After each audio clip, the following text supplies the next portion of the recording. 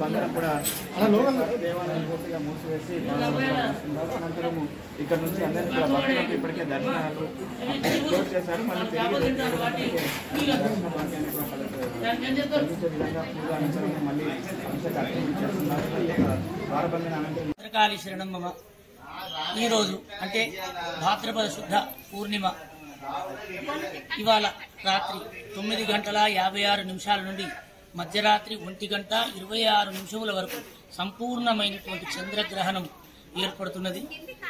చంద్రగ్రహణము ముఖ్యంగా శతభిష నక్షత్రము, పూర్వభద్ర నక్షత్రములపైన గోచరిస్తున్నది అని మనకు ఆ రాశి వాళ్ళు ఏం చేయాలి అంటే భయపడాల్సిన పని లేదు.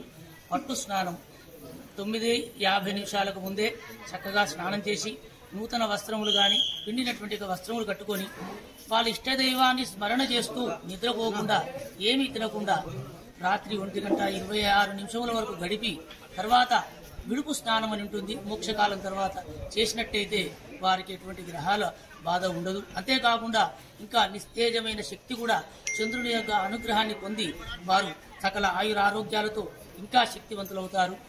అలాగే ఉదయం రాగి చెంబు ఇంకా దానం అంటారు.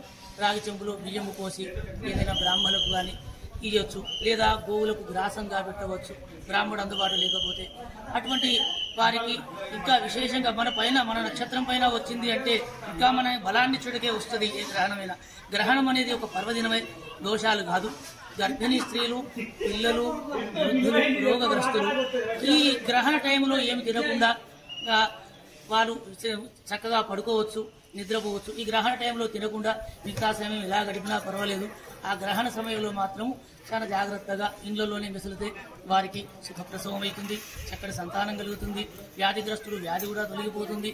గ్రహణం అనేది ఈ చంద్రునికి పట్టిన గ్రహణము విడిచిపెట్టిన తర్వాత చంద్రుడు ఇంకో శక్తిని మనకి ఎంతో ఇస్తాడు.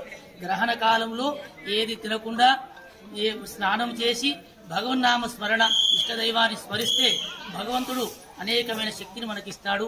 గ్రహణం అనేది దోషాలు కాదు, దోషాలు తొలగించబడినట్టే చెప్పబడినది. మహాదేవ్.